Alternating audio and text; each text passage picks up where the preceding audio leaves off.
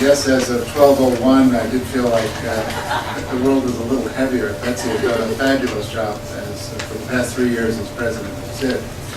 I'm a big believer in short introductions, so I will say that it's always good to have a second career, and mine is stonemasonry. But let me introduce Chairman Berman, who we're just delighted, frankly, that you could make the time and come. Chairman Berman has been in the Congress since 1983, I believe, and has been chairman of the committee since March of 2008. He has sponsored any number of things. I can say he is a most gracious human being, which is frankly not a rarity up on Capitol Hill, despite rumors to the contrary. He has assembled, which is appropriate for the House Foreign Affairs Committee, a world-class staff, welcome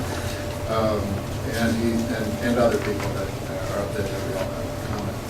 I'm going to turn the podium over to him because, frankly, this is his moment, and I want to give maximum time to you all to ask questions. He has to leave fairly promptly at 9:30, so I will cut off questions a few minutes before. Chairman Berman.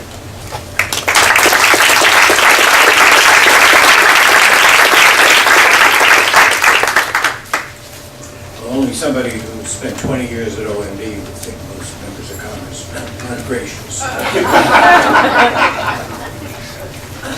thank you, Rodney, very much for the very nice introduction. Rodney's career is a good illustration of what we mean by long-term development. For more than 20 years, OMB invested in building his capacity. By the end of that time, he made so much progress and impressed so many people that everyone wanted his advice. The CPA in Iraq, I understand why they wanted you. I'm not sure why you wanted them. The Appropriations Committee, the MCC, and now Bruce Allen Hamilton. Now he's been elected president of the board of SID-Washington, and I gather he will be presiding over an exciting array of major events in the coming year, including a 3-day World Congress next summer with high-level speakers from around the world. And I also want to pay tribute to now the past president of SID-Washington, Betsy. The connection with her relative talking, because I assumed her last name was Bassan, which is what the way the relatives pronounce their name, but that's how that was revealed. But your hard work has raised the profile of SID-Washington in a very profound way and turned the organization into one of the key fora for development issues in Washington. Some people are in the audience who I've worked with for a very long time on a variety of issues over the years, and I'm very happy to be here. And I do want to make a special reference to Diana. Both of you mentioned her, but I decided to take on this whole issue of foreign assistance reform before Diana came to work for me. But it is because she's come to work for me that I have a renewed intensity of interest in getting this job done. She's done a tremendous job of organizing the staff and reaching out in a number of different ways. And as you mentioned, this is one of my priorities to modernize and streamline our foreign assistance laws and our policies. The purpose of the reform is to ensure that aid reaches those who need it most, that it is delivered with the maximum effectiveness and efficiency. In my view, there's nothing inherently partisan about foreign aid reform. Who can be against making aid more effective and more efficient? Yet rewriting the Foreign Assistance Act of 1961 is no easy task, or it would have been done already. Think about all that's happened in the past 50 years. We put a man on the moon, tore down the Berlin Wall, eradicated smallpox, apparently not whooping cough, and Al Gore invented the internet. The FAA of 61 still stands. It's unlikely that, needless to say, it's a foregone conclusion, nothing is going to happen this year in terms of movement of this legislation. We have only a little less than a week to go before Congress wraps up the session, other than the lame duck. But we've been doing our best and working to lay a foundation for action next year. We I've been working with the administration as they finalize the quadrennial diplomacy and development review and prepare to issue a presidential directive on global development, which I understand will take place tomorrow by the president himself at the UN, and his speech will lay out their development goals. So this has been a fortunate coincidence of sort of the unity of purpose between the executive branch and Congress. We're working with colleagues now on both sides of the aisle, both houses of Congress, to identify areas of agreement and common interest. And as you know, we've been reaching out to the public, especially the development community, to get the benefit of your insights and experience and your feedback on our ideas. The bill we're writing does not authorize any money. It doesn't set any funding targets. It simply establishes a new legal framework for our aid programs. Yet in this difficult economic environment, it's important to remind people why we give aid at all and how small a proportion of the budget it really is. Reducing poverty, saving lives, and alleviating human suffering are the right things to do. They reflect the compassion and the generosity of the American people. But foreign assistance also serves our economic and national security interests.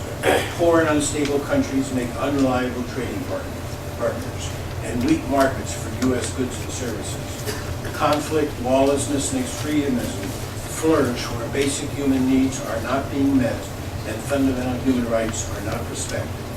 And we need to partner with developing countries to address global challenges like pandemic disease and climate change, which affect all Americans. Done right, development assistance is a sound investment in a better, safer world. That's the message we need to get across.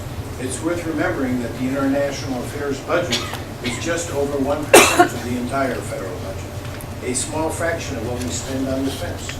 And only about a third of that 1% is allocated to development and humanitarian programs. Yet we have a responsibility to American taxpayers to watch every dollar and ensure that we achieve maximum impact for our investments. That's hard to do when the Foreign Assistance Act of 1961, the very foundation of our foreign aid system, articulates at least 140 goals and 400 specific directives for foreign assistance, but sets no clear priorities to guide decision-making. It's hard to achieve meaningful results when USAID has lost its vast cadre of technical experts and its ability to serve as a leading center for research, innovation, and policy coordination. It's hard to avoid duplication and inefficiency when foreign aid programs are becoming fragmented across 12 departments, 25 different agencies, and nearly 60 government offices without a coherent and consistent strategy to unite them. And it's hard for even the most dedicated professionals to succeed when they're bound by antiquated rules and tortuous procedures, where funding is earmarked down to the last penny and where there is no flexibility to react to changing situations on the ground. And without the benefit of rigorous monitoring and evaluation, it's really hard to tell which activities and approaches are most effective and where the needs are the greatest. Of course, it's always far simpler to point out problems than to identify workable solutions. But there are some things we do know, or that most people who study development agree on. For instance, we know that our investments would be more effective if the countries receiving aid play a bigger role in planning and delivering it. Yet we also know that country processes are not always democratic. And key factors such as environment and gender tend to be overlooked, and that local distribution systems are often plagued by corruption. We know we need to make aid more flexible in order to take advantage of unexpected opportunities, respond quickly to new challenges, and remain relevant in the face of change. But an ad hoc approach is not the answer. Partner countries must be able to predict aid flows in order to budget responsibly. Congress has a role to play in setting priorities and strategic directions. Recent expertise also highlights the importance of conducting our aid programs under civilian leadership and control. This arrangement makes the most efficient use of our specialized development expertise and allows the military to focus on its core mission. But civilian command can only be assured if we invest in building the capacity of our diplomatic and development agencies. In these tough economic times, it will be a battle to ensure that our civilian agencies receive the resources and authorities they need to do the job right. In fact, that was going on as we speak.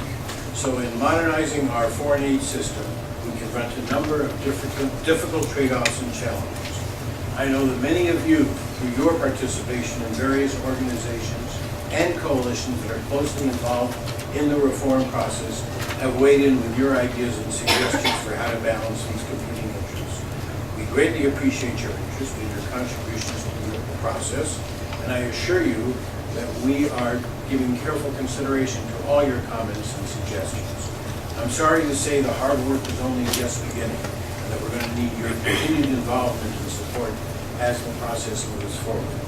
Regardless of what happens in November, we're going to need to build a stronger support for reform on the other side of the aisle. As I said at the start, we see nothing inherently partisan about making aid more effective, and it shouldn't be seen as a Democratic issue or a Republican issue. We need your help in keeping the issue on the agenda and convincing all sides that they have something to gain by taking it on. Each time we come up against a difficult question, whether it's about institutional arrangements or about perennial hot-button issues, there will be people who think it's more important to win on that point than to move ahead with the overall reform agenda. We're going to need your help in keeping people's eye on the ball to understand why it's in everyone's interest to build a better system, even if it doesn't have all the parts that they hope for. It's no easy task, especially when people don't always see the importance of global development or the value of foreign aid. It's hard to know what impact our programs are having on improving the lives of the poorest and most marginalized populations around the world. SID-Washington is uniquely positioned to be able to tell us, and I hope you will. And what I'd like to do now, if we could, is just questions, but in some ways even more comments and ideas you might have. I've got some time, and I'd love to get you into your thoughts. What I'd like to do would be to take 2 or 3 questions or comments at a time, and we'll start right there. If you'd identify yourself and your organization. Work-wise, I represent myself now, but I had a long career on the Hill. And I worked on foreign aid reform for Senator Sarbanes and Hubert Humphrey on the Foreign Relations Committee. And I represented the government of Haiti throughout the 90s here in Washington. And in the process, I came to realize how much pressure there is from Congress to make sure that the large share of the money that goes to a recipient country, in fact, comes back to the U.S. By way of hiring all sorts of companies here, but also sending people over products and so forth. How do you change that and still maintain support for aid levels or increased aid levels on Capitol Hill? Let me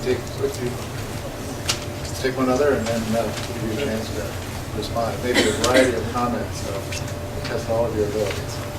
Yes, ma'am. Yeah, my name is Meredith McGeehee, and I do my own consulting. I'm a former Peace Corps volunteer that returned to Niger last year after 30 years, and was struck how China had taken a totally different approach in terms of development, if you will, in one of the least developed countries in the world. They were where the United States had built the Kennedy Bridge, which was a big deal in the capital of Niger. Now the Chinese have built a new stadium, they're building the new bridge, and they have lots of people right there on the ground.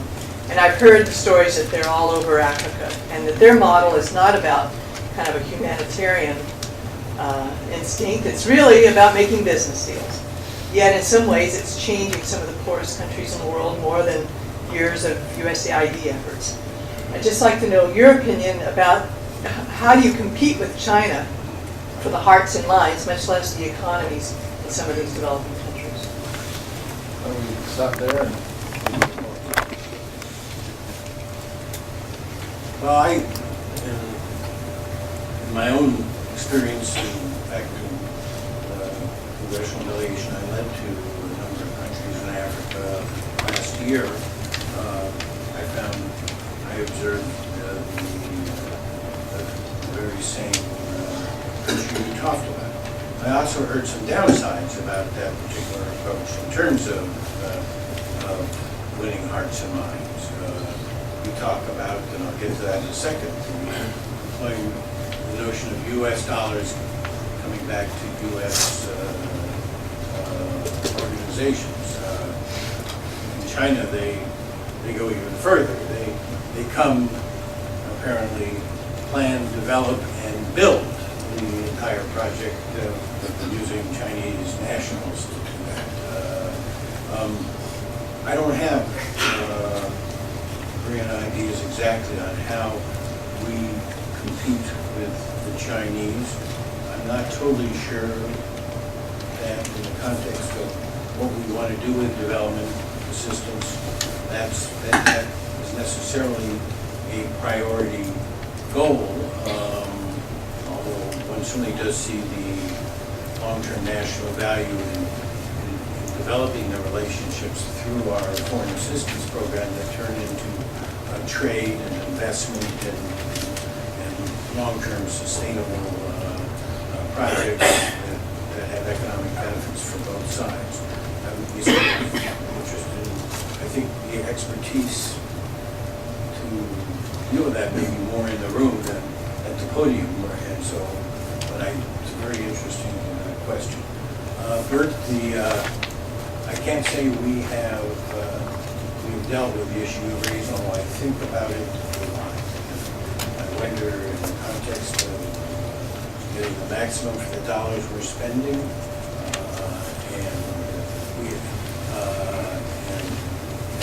the best programs, some of the conditions under which we appropriate foreign assistance really make sense. I also know that it is almost a matter of religious doctrine that because we try to sell foreign aid so much on the grounds that it is spending money in the United States, that it has become almost doctrine. Perhaps because of that, we haven't spent a great deal of time at this point in the process discussing the extent to which we should end that, and maybe we should. George, did you have a question?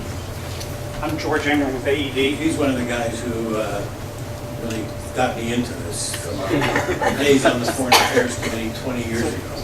We used to pass foreign aid bills every once in a while. What's the time? What's the time? Oh, okay.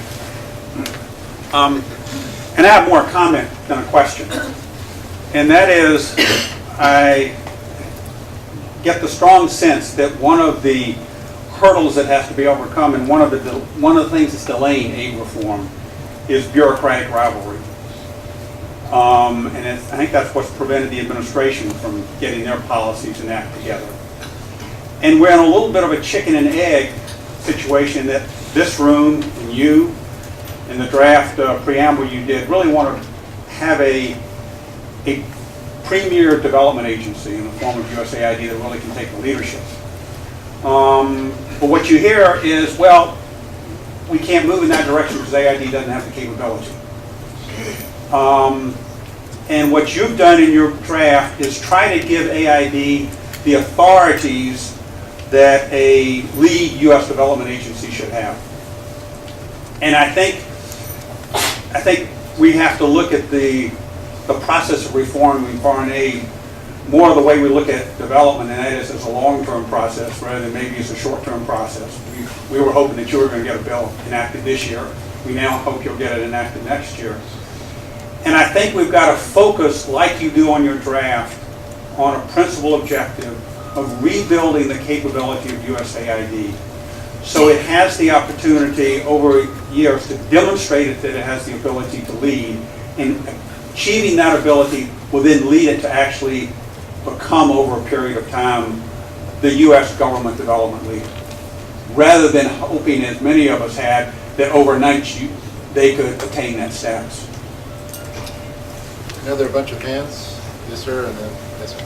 If you, I think it'd be better if you could come to the microphone. Good morning, I'm Harvey Bronstein. I'm an international economist in the federal government, working in different places. As the country continues to crawl out of the recession, what's your assessment of the political support around the country for foreign aid? We've been out of it for a year. As an economist, I could spend a little time on that. I'm concerned about the dichotomy between 10, 15 million unemployed people in the United States and political support for doing development outside of the United States. What's the political support for that?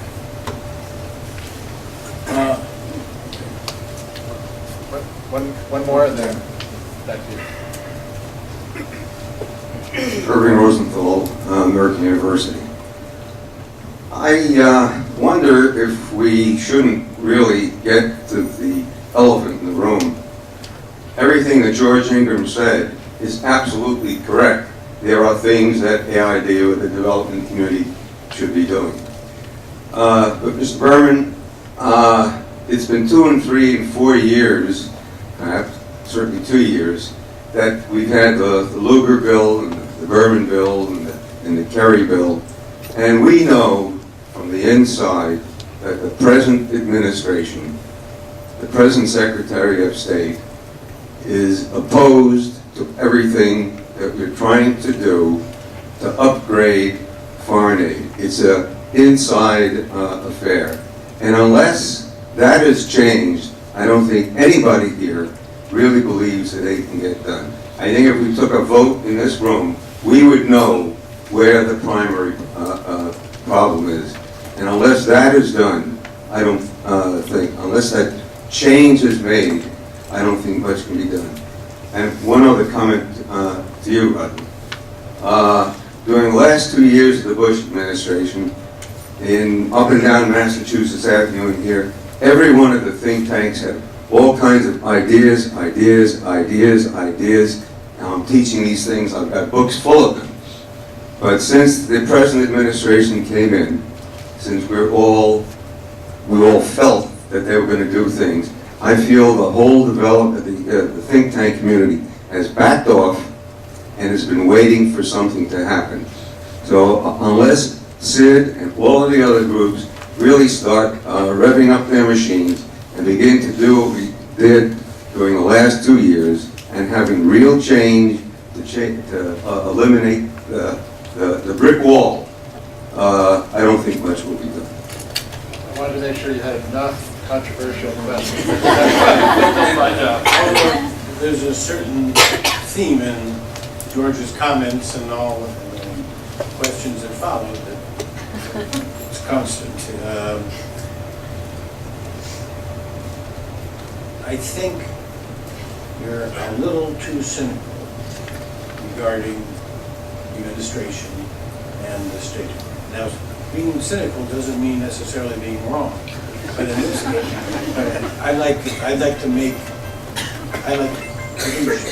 I really do believe you think about it differently than you articulated it, and I'd like to believe that what you view as the implacable opposition isn't nearly as implacable as you think it is, maybe even as it seems superficial. To the extent the State Department has a resistance to George's and my vision of USAID as the development leader of the U.S. government, I do believe a big part of that is because of the Secretary's personal commitment to development assistance and to development. This is not, in the past, I think it is fair to say that different Secretaries of State, that's all nice and that's all well and that's all good, but I'm interested in the great power politics game and whether it's crisis management or formulating different kinds of foreign policy visions. I don't think that's true with this Secretary. I think she takes this quite to heart.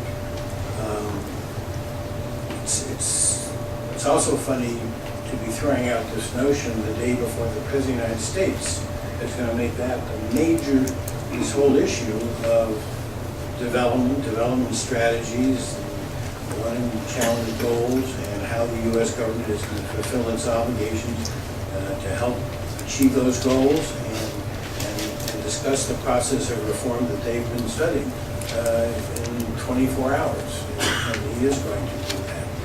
It is true that the decisions of the administration to conduct this, what do they call it, presidential study directive that is now being shifted to the, because it's been studied and now it's going to become policy, the presidential policy directive, and the State Department's quadrennial review have slowed us down.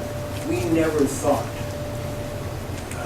even with George Ingram's advice, I don't have the ability to make foreign assistance reform happen by stepping away. We have to have buy-in from both parties, both houses, and most especially the executive branch. This is not something that's done over their opposition.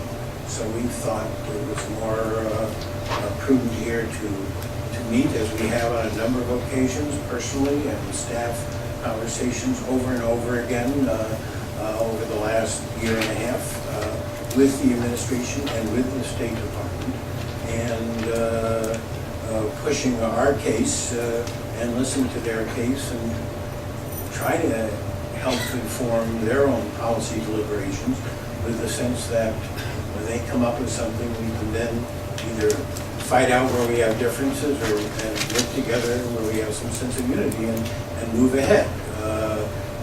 That has probably cost us some time.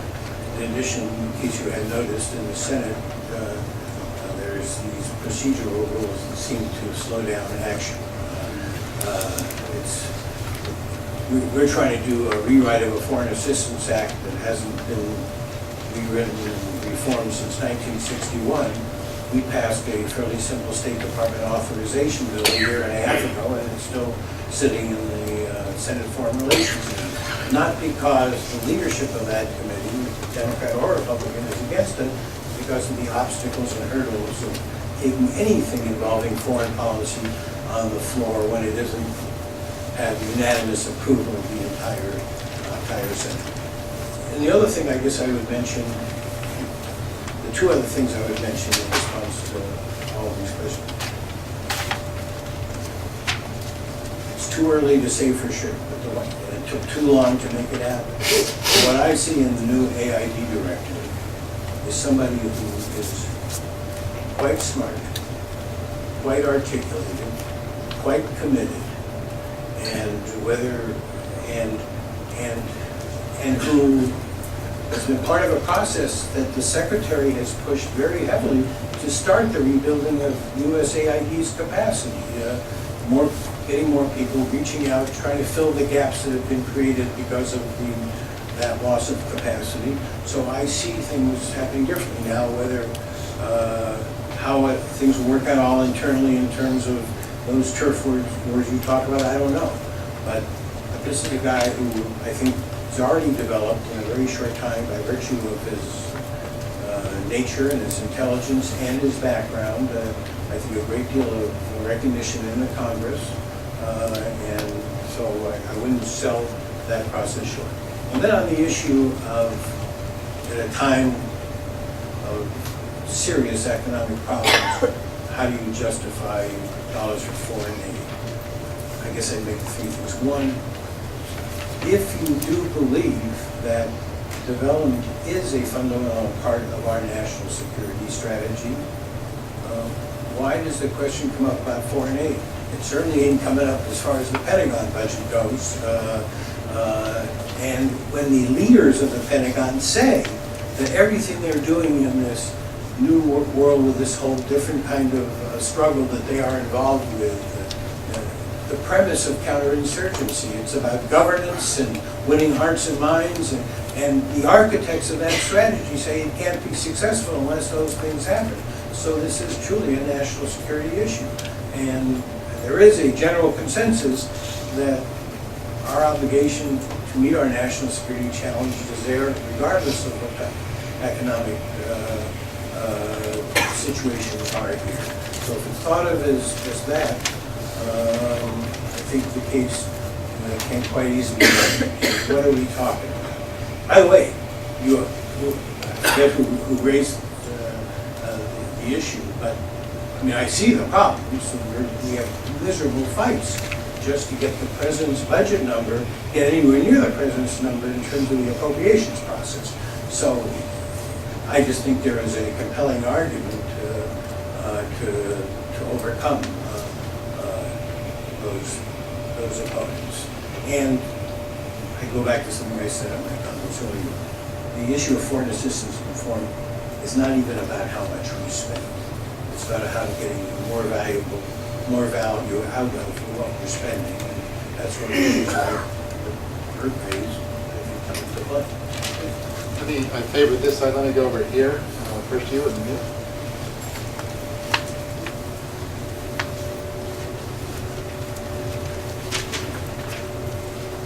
Hi, Congressman. Emily Kay with Congressional Quarterly. And I was interested to shift you slightly and talk about Pakistan and the flooding over there and see if you might be able to comment about, in the midst of trying to do this whole reform process, how you see that process going through in the midst of the flooding and the reprogramming of the government. Do you anticipate having to do a big shift with that aid funding? And how do you think that plays into some of the new oversight and other things you're trying to implement?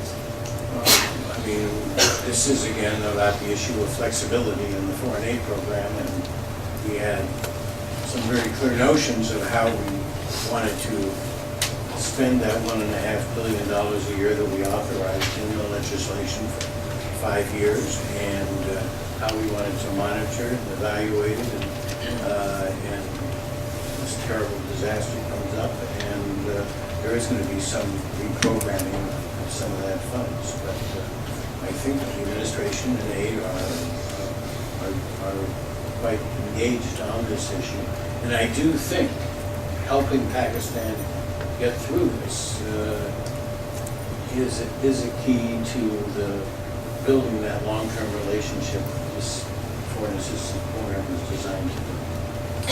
Yeah, there was one more question over there. Oh, I'm sorry. No, that's all right. You're in charge. If you go to the microphone and give your name. I think you can hear me. Can you hear me? Sorry. All right. I'll move. If you wouldn't mind joining up as well.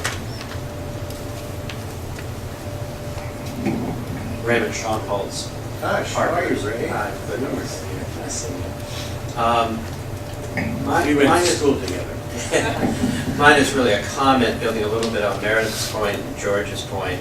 I was a public policy scholar last year at the Woodrow Wilson Center. I currently direct an organization here called Partners in Democratic Change. I have two comments. One, an experience I had that might be applicable under your draft of the legislation, and then the concept of the legislation itself. As Diana knows, I have a different perspective on the legislation. I don't think we should have a legislation that's focused on poverty reduction. I think we ought to have legislation that's focused on wealth creation. Everything that has been demonstrated in economics so far show that the greatest benefit in lifting people out of poverty is trade. Nothing comes anything close to trade. And we all know that. And all of the economists in the room, et cetera, they know that too. Why not have a legislation that promotes wealth creation for the purpose of poverty reduction, but the focus is on that?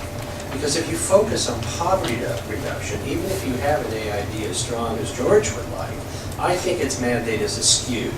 And it's dependent on grants and contracts, and then we have a conversation here about money staying here and all of that. If you do wealth creation, the impact is on social entrepreneurs and private entrepreneurs and people with health. It's on customs and custom standards and regulations. It's on justice issues. In other words, you get a lot of what you have in the bill, but you have a different focus. It is not on the indicators of reducing poverty. It's on the indicators that would enhance wealth that have an impact on poverty in a country. It puts more responsibility, quite frankly, on individuals in the country to take that lead than the United States government to dictate this policy or that policy for poverty reduction. Secondly, poverty reduction, if it was easy to do, would be done. The problem with USAID is not only its capacity to deliver, it's the point that was made a little bit earlier. Not only is money significant amount of money stays here with several organizations in the room and others that are not in the room. But more importantly, it is that the focus is skewed. I mean, it's that we really wanted, I think, to build the capacity in country, not the capacity here to deliver specific things over very limited periods of time. The problem with USAID compared to DFID, or the Dutch Foreign Ministry, is dramatic. I mean, the Dutch Foreign Ministry has an irrigation program going for 15 years in Egypt. For the United States government to fund a 15-year USAID program under current authorization responsibilities and opportunities would be extraordinary, if not very difficult to achieve. What I'm saying is that the issues that AID would be dealing with rapidly transcend the grant period so dramatically. The change of personnel is so great. Finally, to George's point, and I know we've had an issue before a little bit when I was doing this work at Woodrow. I think that the issue is, well, competency at USAID for what? If it's for having technical people who go in the field and do poverty reduction, that's one thing. But if it's technical people with the capacity to do wealth creation, that's a whole nother type of orientation, staffing, expertise. And it also raises the question why people in the USAID need to be in the foreign service. Why don't they come from business? Why don't they come from the law schools and the business schools and development? Why not 5, 8-year tracks and then out? Why this career path for everybody? Not saying nobody, but why for everybody? And then finally, the example. Partners was to create a center on change and conflict management in Serbia in 2002, soon after the war. The biggest funder for that was the Dutch Foreign Ministry. The 11th hour, the Dutch government fell, and the new foreign minister came in with an orientation to poverty reduction and adopting the Millennium Challenge goals, the UN goals, or the Millennium Development. Serbia is simply not on that list. And so Serbia and all the money that was going to go and dedicated to NGOs to build capacity in Serbia in a post-war environment disappeared because the criteria changed, and Serbia was not on the UN, not on ours, not on the Dutch and others. It's not a poverty country. So if we make our position here under your legislation and orientation, poverty reduction is the thematic area, I just think that's not the strength. Our strength would be better in wealth creation, which then goes back to Meredith's point about the Chinese. If you look closely at what the Chinese are doing in Africa, not only in Africa, I go down the list in Latin America. We have 5 centers in Latin America. Chinese are in every country where we have a center. What are they doing? They're enhancing wealth creation, roads, dams, energy grids. I go down the list. Are they social? Of course not. They're not social. Do they have a social impact in the economics? Absolutely. And they have investors in country. And I think this bill ought to be more oriented that way than the historic way about the UN goals. That was such a long commentary, I think we should respond to that before we get to the next question. I would ask people to be relatively brief so that... Sorry. No, but that was, I thought that was very interesting. It's so interesting, I'm not going to completely respond. Accept that as a grievance. Well, to some extent, I wonder if the way you portray it doesn't create the impression of a starker difference than we really have. In our discussions in terms of this bill, we've always thought trade, investment, economic development as a very fundamental part of this. I mean, to reduce poverty by creating wealth, in other words, to what extent I can tell by the way you're talking. You're into more than simply the rhetoric around it. But you are raising the rhetorical question and maybe making the point that a different kind of rhetoric is more appealing. But I take one thing you say. You just talked about Pakistan a little bit. But I do know that when I go to Pakistan, there are many people there who tell me the most important thing you could do for Pakistan would be to reduce the tariffs on a variety of products that Pakistan manufactures, create a free trade zone, create a whole free trade agreement, but it's issues about trade. Now, it is also true those people are the business people of that country. The question I turn around to you is, to what extent are things that don't directly involve roads and some of these large and important infrastructure projects, but deal with things like reducing child mortality and providing both education and treatment on HIV/AIDS and and helping to create a health system within a country that, for example, or some projects that are focused, that don't produce quite the most immediate economic benefit, but ensure that there's safe drinking water.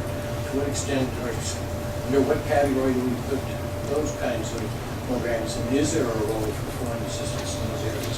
But here is where part of what got me into this was my experience after I became chairman of the committee. I saw it in sort of a different way. I saw wonderful people that in many cases I've known a long time for one reason or another, coming to me, usually with a celebrity in tow that I sometimes even recognize,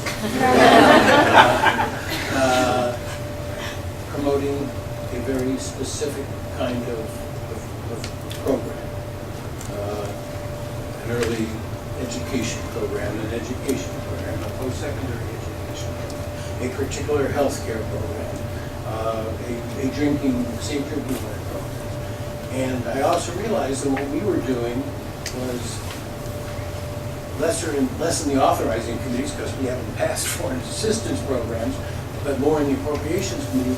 We are taking what money we did have and trying to make gut-wrenching decisions about to sort of control and manage that money through earmarks. And there is where this whole, and that's part of what I want to try and address in this foreign assistance reform, to create more flexibility, in part for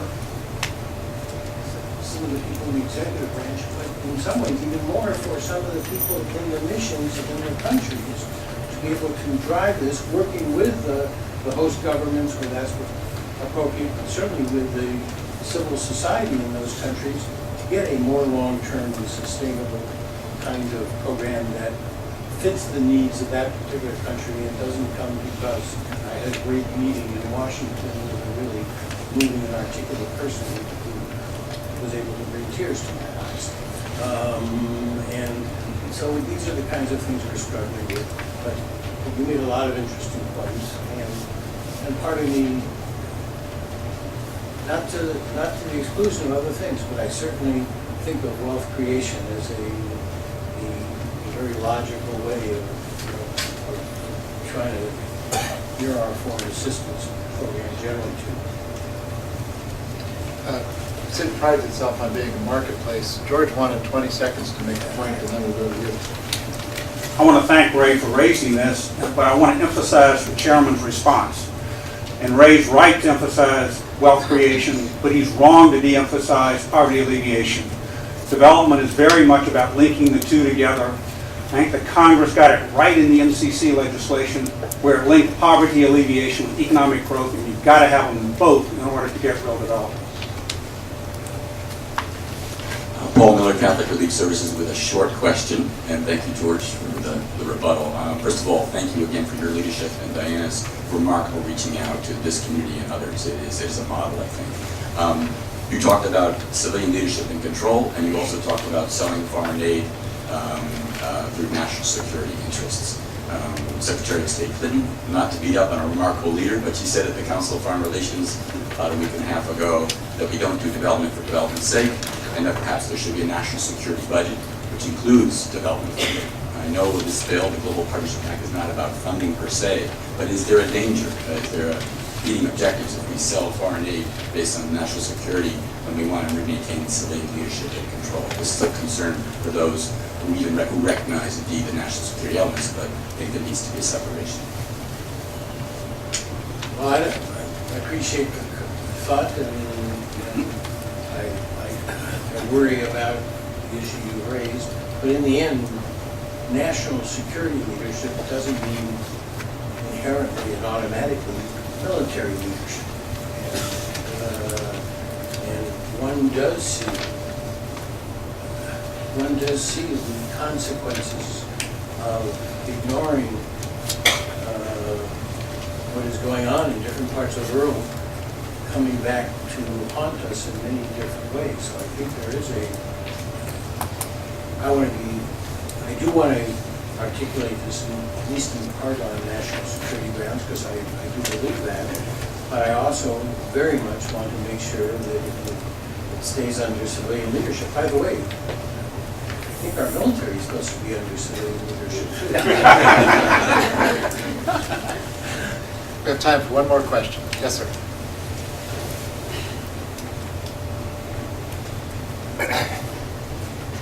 Thank you, Congressman Berman, for this very enlightening discussion. My name is Jeff Meir. I'm with the Public Health Institute. The question I have is, how do you... Want an earmark? No. How do you avoid writing a bill that is relevant today, but is just as irrelevant in 5 years as the punching bag of the 1961 bill is to you? In other words, the one constant we know in the development community, my organization is a good example of this, is that the techniques and the challenges that we use and face today are very different than what we faced just 5 years ago. We're working in technologies that didn't exist then. And you're using techniques with facing challenges that weren't even on the horizon then. How do you avoid what appears to be the continued use of silos and other funding mechanisms that represent the very real challenges that we're facing today, but could be completely irrelevant in 5 years? Thank you. Well, if our bill doesn't address that problem, our bill has failed. In other words, in my mind, my vision of this is that we create a greater amount of flexibility and discretion to allow people to address and break away some of the rigid institutional constraints that create the problem you articulated, and that's what foreign aid reform is about. And if we haven't succeeded in getting rid of some of those silos, then we haven't, and this ain't worth the time we're spending on it. This is great. Thank you so much for Okay, coming. thanks a lot.